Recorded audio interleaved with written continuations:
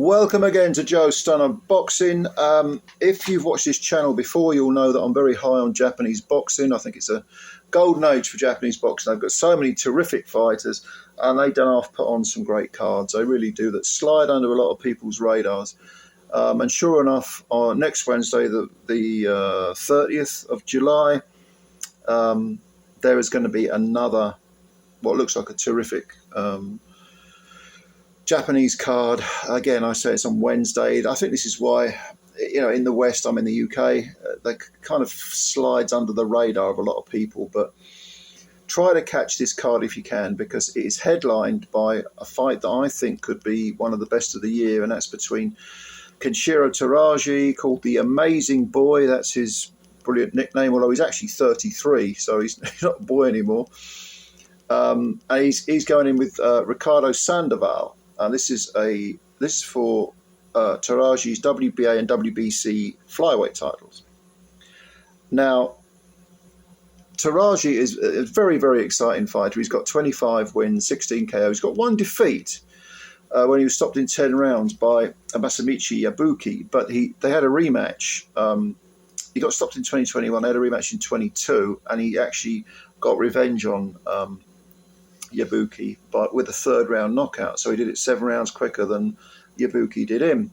And since then, he's had some great victories. He beat up probably a past it Heki Butler.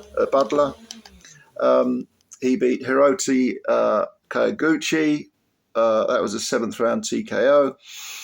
And he was last seen winning a 12th round TKO over Saigo Yuri Akui.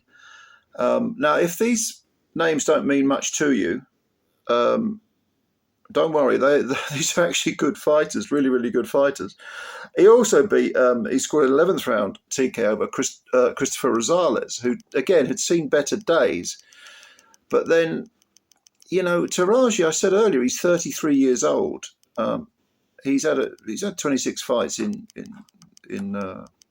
since he turned pro in 2014, which, when you think about it, it's not that many fights. But then these little guys in Japan, they get matched tough early on, and they have some quite arduous careers from the word go. And he also held the WBC light flyweight title. So he made a string of defenses of this title, and so he's done this before. He's been around, even though he's only had 26 fights. He's won a lot of world title fights, and as I say, currently he is the WBA and WBC flyweight champ. Now let's look at RICARDO Sandoval, because he's got a pretty good record too: 26 wins with 18 KOs, 2 defeats, never stopped. He's 26 years old. He's from the US. And I've seen this kid fight before. He's very, very good. He really is very good. He's beaten some very good men. He beat in his last fight, he beat a guy called Soleto Henderson, who had a 10-1 record. And I believe that was down. Was that a light fly? It was a 10-round decision. I know he won virtually every round because he looked good doing it. Henderson didn't look like a world beater, but it was a good performance. And he's got, like I say, 18 stoppages in 26 wins, which is a fair old percentage. And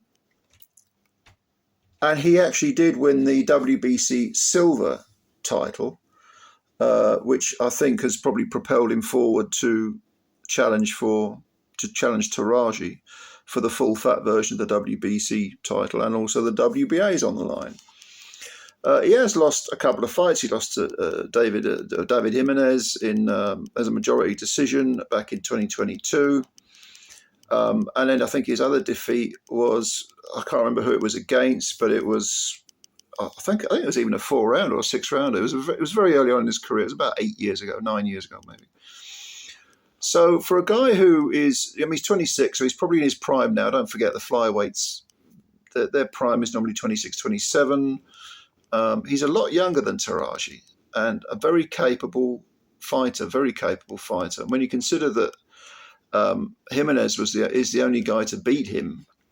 I mean, I think Sandoval was on the floor in one of the mid rounds of that fight, but it was a close one. I mean, it was close as a majority decision, but I think the two that went for Jimenez, they only had it by a couple of points, 115, 130 maybe. I think actually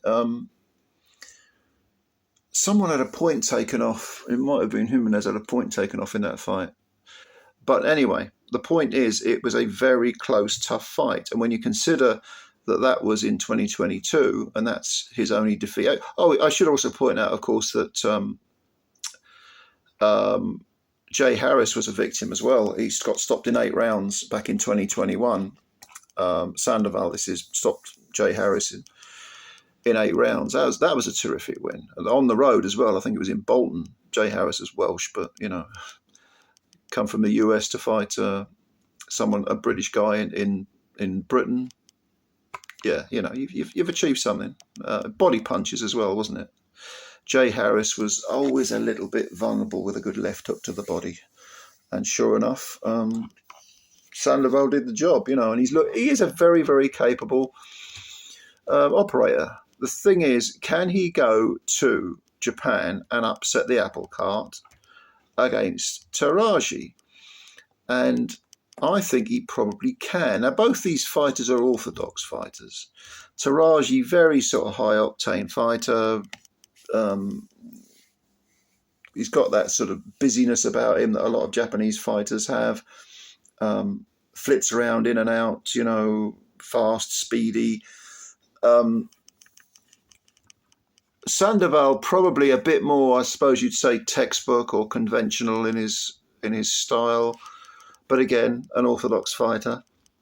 I'm not sure who the taller man is. I think they're roughly the same size. I don't remember either of them. Probably Sandoval might be a little bit taller from what I remember, but it's difficult to tell in it. But they're both sort of 5'5", 5'6", in that sort of area. So for flyweights, it's standard stuff, isn't it? And Teraji, of course, as this is going to be in Japan, he'll have all the fans there. I have to say that I've been very impressed with the fairness of the judging in all the Japanese cards that I've watched over the last few years. The judging is usually very, very good, very fair indeed. So I don't think Sandoval needs worry about getting robbed on the cards. I think this is a case of Teraji's busyness versus Sandoval's technique. And you know what? I've just got a hunch about this, that Sandoval might pull off an upset here. I'm asking myself, is part of that Teraji's age? Because he is 33 now, which traditionally has been an old age for a flyweight. But I do like Sandoval. I like his body punching too. I mean, it isn't just the Jay Harris fight where he showed some good work to the body.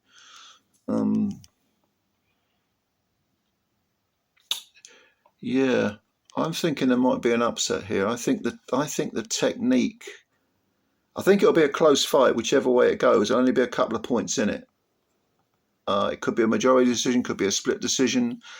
But I'll tell you what I'll do. I'm going to stick my neck out, and I'm going to say that Sandoval springs an upset and wins on points. Like I say, could be a majority, could be a split. But if Teraji gets the nod, it's going to be, it's going to be close. And probably this might be that type of fight where you think they'll have to have a rematch to settle it. It's kind of have that unfinished business air about it. You know what I mean?